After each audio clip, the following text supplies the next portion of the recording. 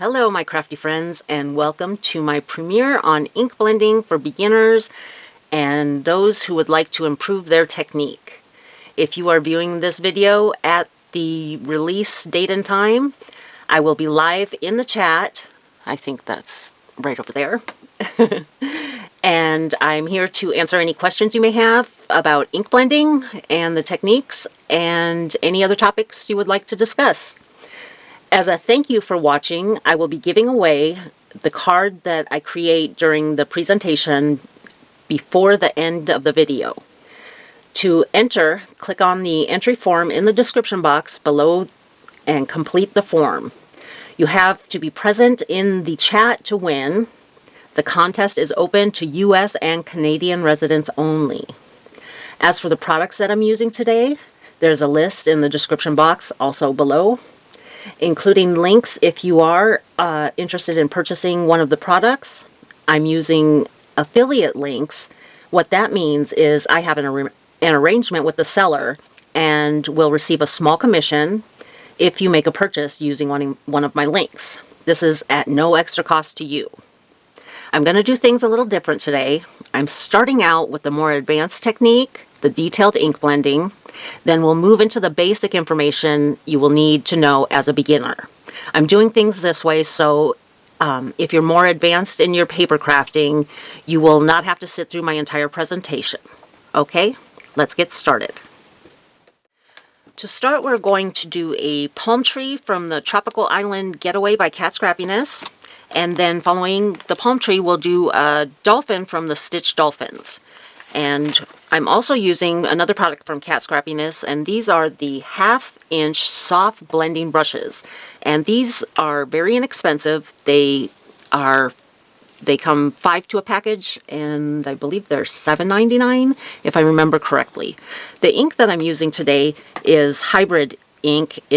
I will get more into the details about different types of ink, but this is by Impression Obsession, and this color is chocolate. And I'm going to bring my little silicone pad here, make sure I'm in screen.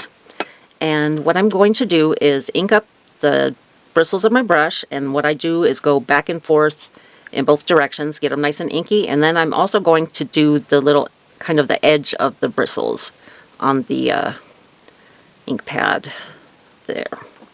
And let me grab a scrap paper because this ink is archival and it likes to stain my little craft mat here, so I'm going to use some scrap paper. And what I'm going to do with the chocolate ink, it is my dark brown, is I am going to, and let me cover this up here. I am going to create the little striations on the trunk of the palm tree.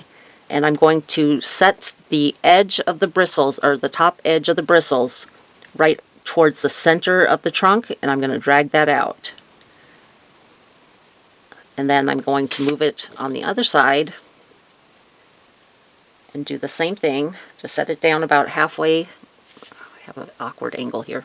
About halfway onto my tree trunk, and then pull that out. And I want this to be really deep and dark, so I'll do that a couple of times. And now, since I'm further down the trunk, and I'm not worried about getting the ink on my leaves here, or fronds, palm fronds, I think they're called. I don't need to cover it up anymore, but I'm just going to do that all the way down the palm tree. Ink up my brush again. Do the same thing. It's okay if it's a little messy. When we blend in with our second color, it will blend some of that messy ink out. And it's better not to go back and forth on the paper. It's better to start at the center and pull out and lift and start at the center again.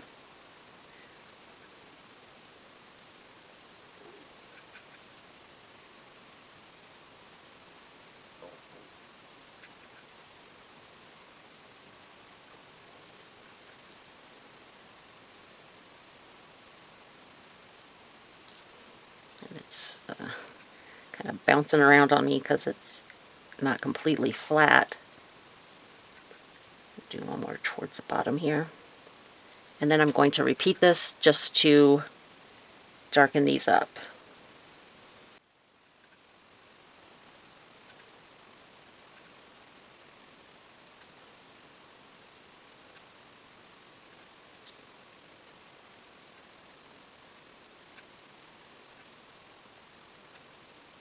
Okay. Now with the same brush, first I'm going to clean that dark ink off of my brush, and then we're going to move to the color Caramel. And we're going to finish off the trunk of the tree. Well, I have quite a bit of ink on there.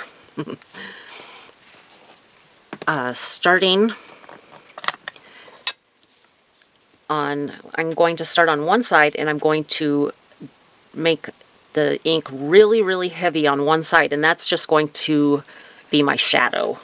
So I'm going to ink up my bristles on my brush, and then just drag that down the side, and then I can twist, after I use the edge, I can twist the brush, and there's still ink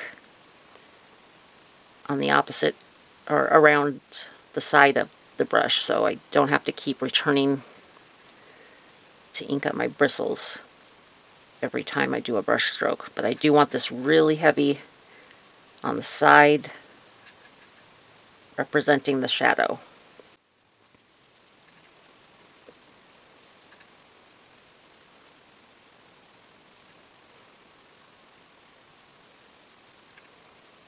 Okay, now that we've done that, I inked up my brush again, and I'm going to tap it off on my lid, and that's because I want the color to be lighter. And I'm going to just go over the entire trunk of the tree. Pick up some of that ink from the lid and tap again, just to make sure it's not too heavy. Trying not to get too close to those leaves. There we go. And there's our trunk. Now, one thing about this ink is that, and this is the advice that I give about ink blending, is don't judge it by its first impression. Allow the ink to absorb into the paper, and if you're not happy with it, even step away and come back, and you'd be surprised how much better you would like it after you've given it a chance for the ink to absorb into the paper. The next color we're going to use is Olive, and we're going to do the palm fronds. Bring in my silicone pad here. And what we're going to do with them is I'm going to ink up my brush, and again I want this ink to be really heavy. And I'm going to come onto the bottom of each of the branches, and I'm going to add really, really heavy ink coverage. And what we're going to do is make these branches two-toned. We're going to just use one color of ink, just the olive ink, and then I'm going to make the bottom of the leaves really, really dark, because the ink does dry back, so even though it'll look almost black or a very, very dark green, it will lighten as it dries and absorbs into the paper.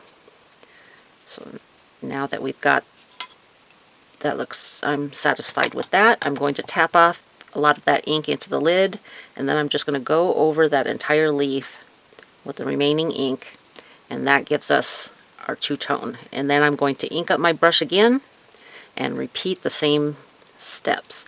And I'll go through this a few times. I think we'll do it about I'll do about 3 leaves with you, and then I'll do the rest off camera. And what I'm also going to do, this one has more of a curve, and the natural curve of your hand when you move your wrist, or that creates an arch. Instead of trying to draw it on there, is just allow your wrist to move back and forth, the natural curve, holding that brush still in your hand will give us a little bit of an arch. And then I'm going to put on that really heavy color again.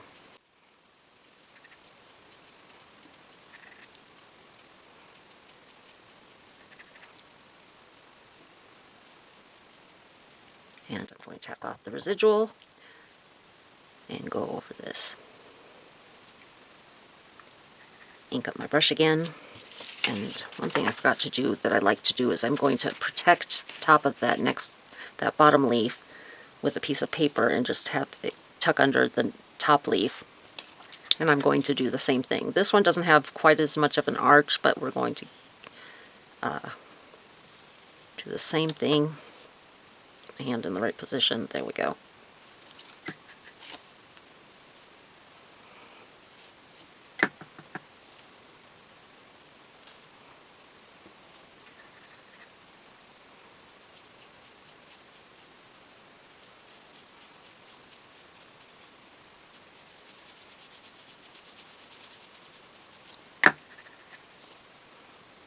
And if you haven't already, I would appreciate it if you gave me a thumbs up and comment in the chat. That helps YouTube know that you enjoy my content. Even though this class is a premiere, it is and it is a private class. It's only for those of you who have attended or purchased the VIP for the Scrapbookers Fun Summit, or if you've purchased a class from my link. And oh, I shouldn't have inked that up again. Tap that off and get a lot of that ink off. Okay, here we go over the top. So I'm going to finish up the other half of this palm tree, and then we will move on to the dolphin. One thing that I did that I didn't mention before is I added some dark ink to the center of those palm fronds there, and I'm going to also add some dark ink right to the top in this little V area of those leaves. Yeah, that looks good right there. I'm happy with that. Okay, I'm going to set that aside to dry, and we're going to move on to the dolphin. And on the dolphin, let me get some clean scratch paper. We are going to use periwinkle and what is this? Shadow. So that is like a bluish purple and a gray. And I'm going to do similar to the tree. And I'm going to ink up my brush and also the edges of the bristles. And what I'm going to do is I'm going to exaggerate the details of the dolphin. So right here where gosh, I don't know the anatomy of a dolphin. I don't know. So basically on its face where it's, gosh, I don't know what that's called. It's where its mouth and its nose are, I guess. I'm going to lay my brush down and drag out, creating a line there across its face right there. And this is a really, really pale ink, so I have to do this, each of these details I'll have to do multiple times.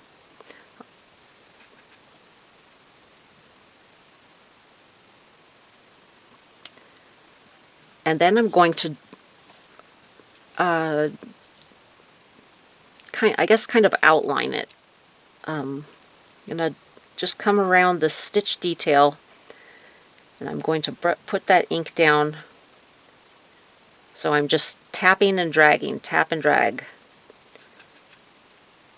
And just come around that outline of the dolphin.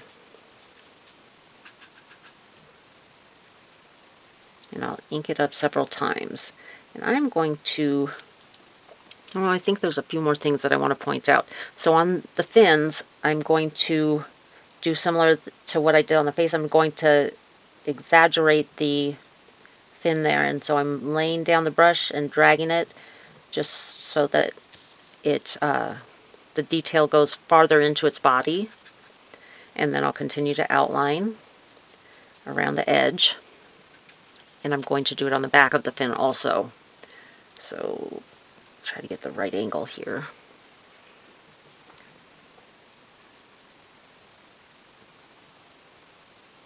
And this one I think I'm going to try to make more of like a V.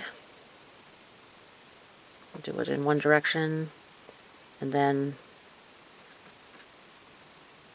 move my hand just a little bit and do it, pull down in another direction so it creates kind of a V, and then we'll just outline the more of the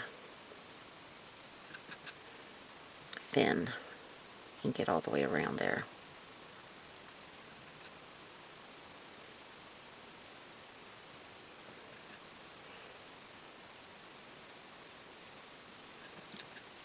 And we'll do the same for the top fin.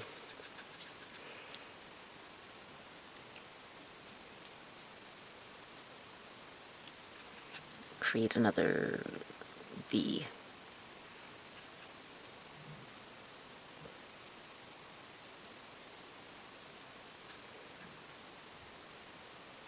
And don't judge it when you're first putting down the ink. Give it some time to absorb into the paper. How do I want to do this one?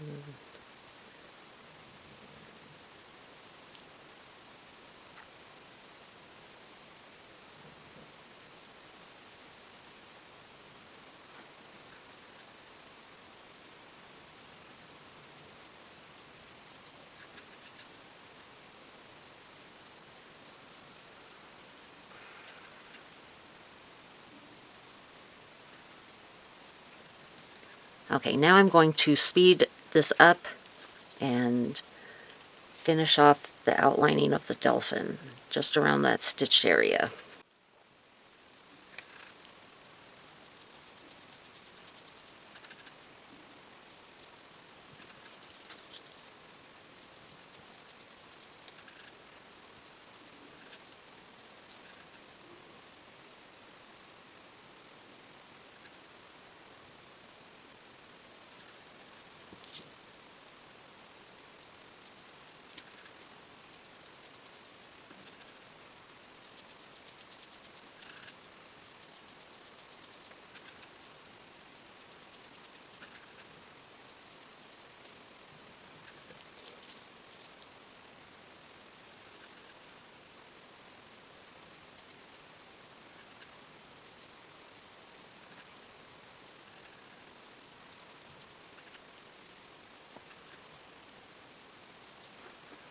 Now I'm going to go over the entire dolphin with the residual ink on here, and I'm going to ink it up, my brush up a couple of times since it's so pale.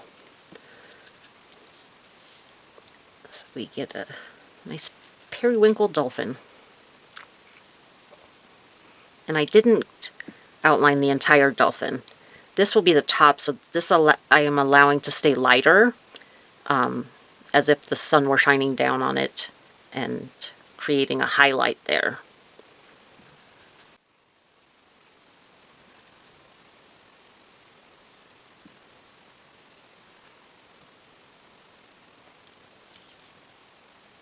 There we go. Now, using the same brush, I'm just going to tap my brush onto the gray. I don't want very much of it. And I'm going to also just tap the edge of my brush, and I'm going to darken up some of these details.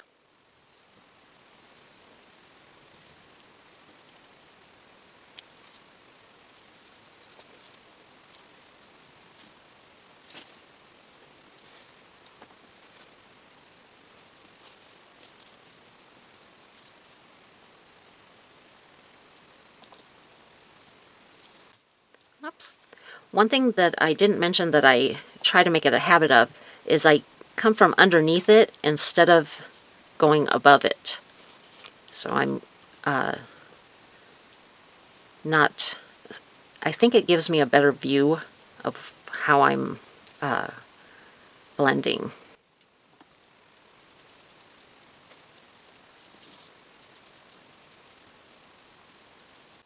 Okay, and there's our dolphin. I'm going to clean this up and then we're going to start on some waves and our beach.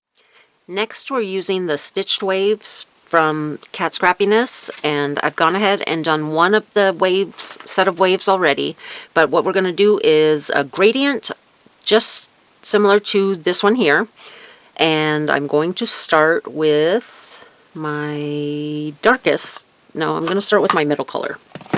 And just to ink up my blending brush, tap that off in the lid, and I'm going to turn this so it's more comfortable for my hand to blend this. I think I need to zoom out a little bit and move my camera a little bit. There we go.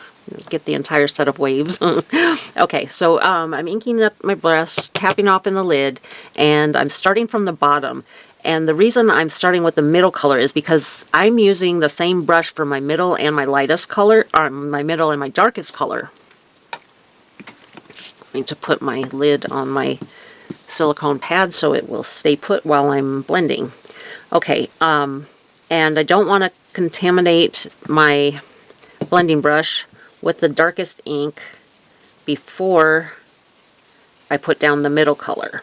So I'm going to really saturate this paper with the ink. One tip about ink blending is having a very juicy ink pad to start is a good tip. Another is the paper that you're using is probably 75% of the battle. The rest of it has to do with the type of ink that you're using. That's probably about 15%. And then 10% of it is just technique and a little bit of practice. The paper that I use for most of my card making is Hammermill, and I use it in the 60 pound, 80 pound, and 100 pound. Hammermill is, to me, and that's the Hammermill paper with the chameleon on the front of the package. You don't want to use other Hammermill papers. I believe that the others are not the same quality as far as how we use it in card making. And Hammermill paper is great if you like to color with alcohol markers like Copic markers. In addition, it foils wonderfully if you have a hot foil machine. What else do I use Hammermill for? The 100 pound I will use to create card bases. It's a nice, firm, substantial weight paper. And again, it's the Hammermill with the chameleon on it. And I'll have a link in the description box below for the Hammermill that I use. Another tip when ink blending, I should have said before, the paper's probably about 65, 70-ish%. The tools that you use is about 5%. I don't give it a high rating because I have used very inexpensive tools and very expensive tools. Like the blending brushes, the ones that I'm using right now, this blending brush is from the Rainbow Splash release, or I think you would call it a release from Simon Says Stamp, and that's their less expensive product brand, I guess you would call it. So the Rainbow Splash line is supposed to be very budget friendly for card makers and paper crafters.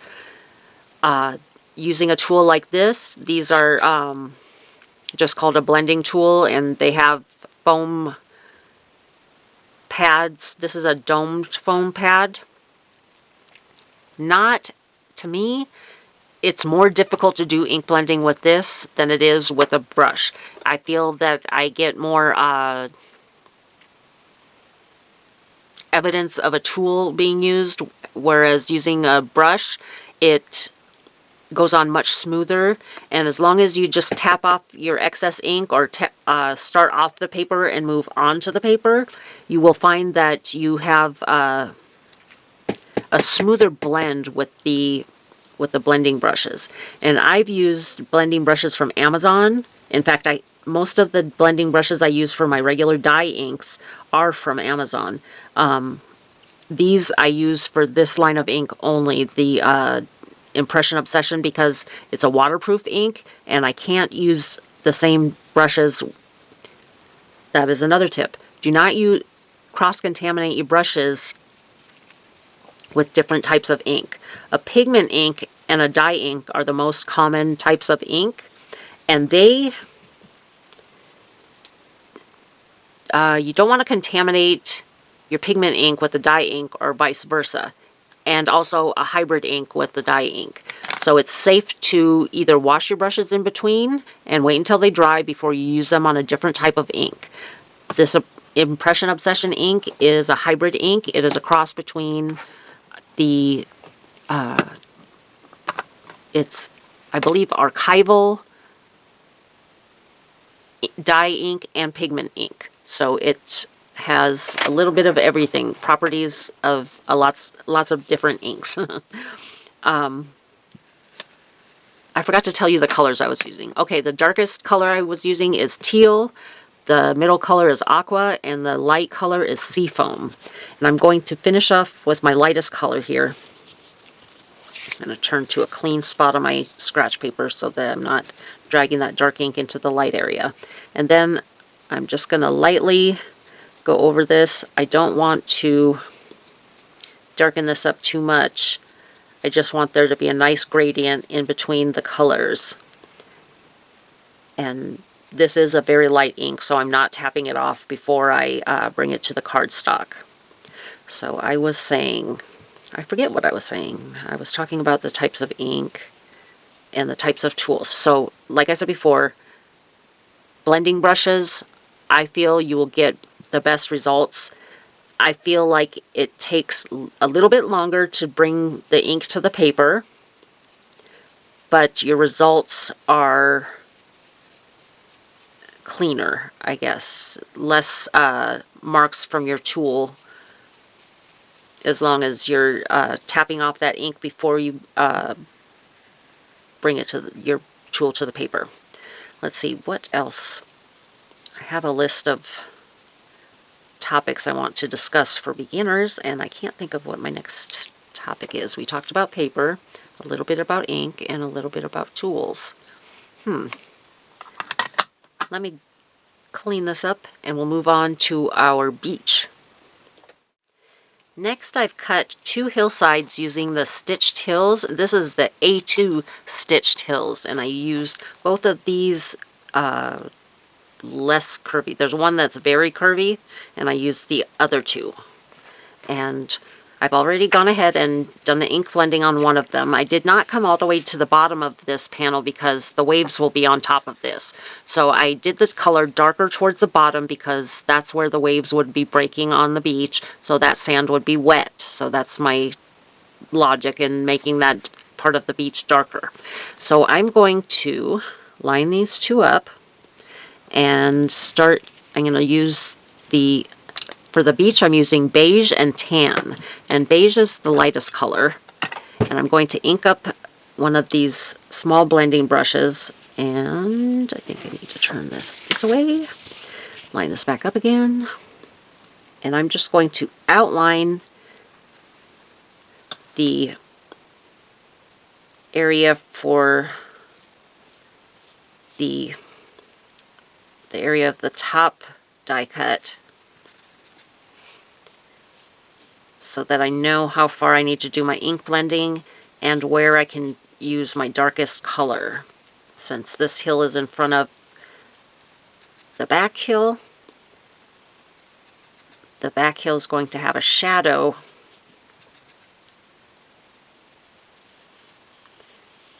from the front hill. And another tip I want to give is that when you're doing your shadows and your dark or your light color, where you're putting your highlight, it doesn't really matter too much unless you're a stickler and you have a good eye for it, where you put your highlight. My suggestion would be to, as long as you have a light and a dark area, it will be pleasing to the eye, or having some kind of a gradient in your ink blending. Where your highlight or your low lights are does not matter too much.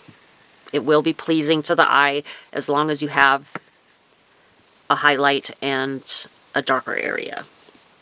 And if you are not interested in showing that much detail in your die cuts, using colored cardstock is always an option. And even using colored cardstock, a lighter colored cardstock, and just adding one color of ink, that can also bring a lot of wow to your project. Okay, so I've put down that light beige as my base, and I know where I want my shadow. So now I'm going to use the tan ink, and I'm just going to ink. I'm just inking up the top bristles, or the topmost bristles of my blending brush. It's not necessary that I ink up the entire brush, because I'm just going to come in along that line that I outlined and kind of put down some darker color.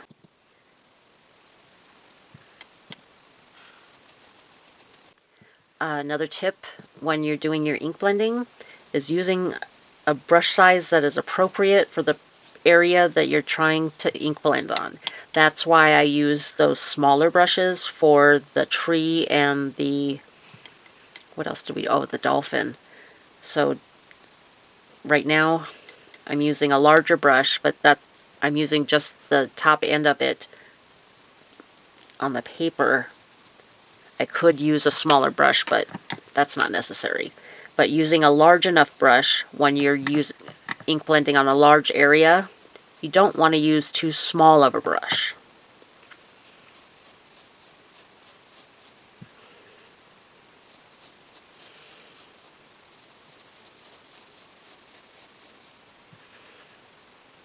And this is looking a little bit splotchy. And a lot of the inks from our favorite craft companies have a feature that they smooth out as they dry, especially if they're a dye ink or a hybrid ink. I don't think pigment inks do as well, but most of the craft companies that have a line of ink pads, their inks are dye inks or a hybrid, but most of them are dye inks. So even though this looks splotchy now, it's not going to look as splotchy after it dries and has a chance to absorb into the paper.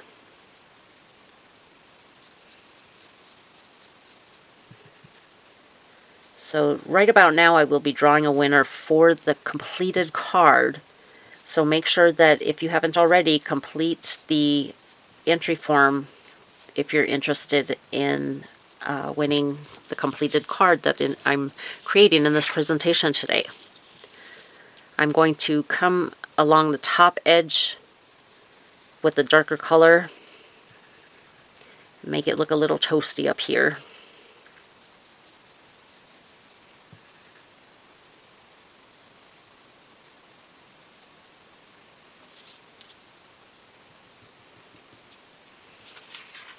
And I think that'll do it for the ink blending. I think all we have left is to put the card together. So let me clean this up and we'll run through the card putting togetherness. I'll be right back. Looks like I forgot to push record, so let me explain to you again what I am doing here. I've switched from using a brush like this to a brush like this, and I want to show you the difference in the blending. You get a much smoother blend because you have the flat bristles of this brush. I will also include this in the link below. These are very inexpensive Amazon brushes.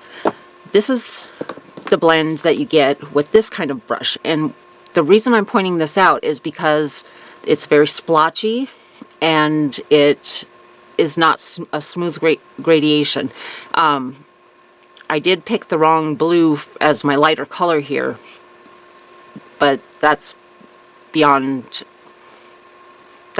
here nor there. Let me show you how well this blends into the second color here. Now, just inking up my brush, and I'm going to come in straight to the paper.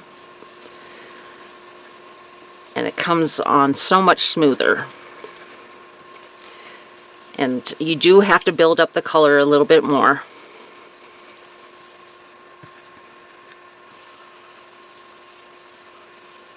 I'm going to speed this up a little bit because it does take a little while to build up the color with this brush.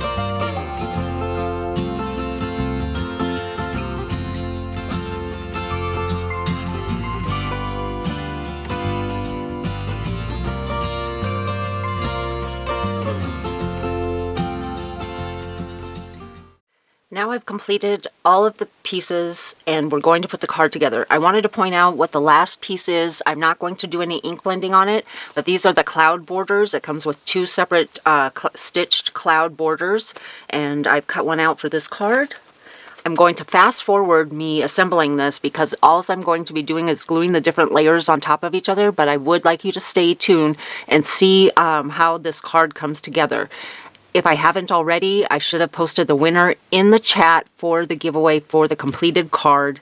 Make sure that if you are the winner that you do respond in the chat that you are present, because you do have to be present to win. If I will give about 5 minutes or so from the time I post in the chat who the winner is to respond in the chat, and if we don't get a response, I will draw another name. So thanks so much for watching. I'm going to play some music while I put this card together.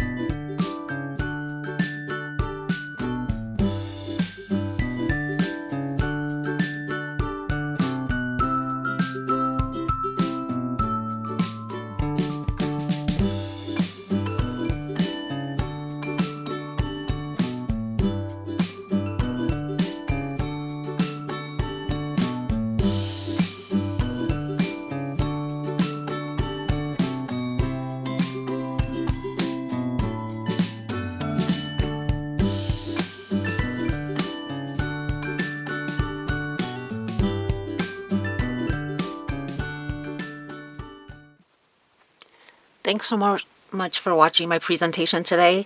I would appreciate it if you gave me a thumbs up, leave a comment in the comment description if you are watching the replay, and thank you so much for joining me. Bye for now.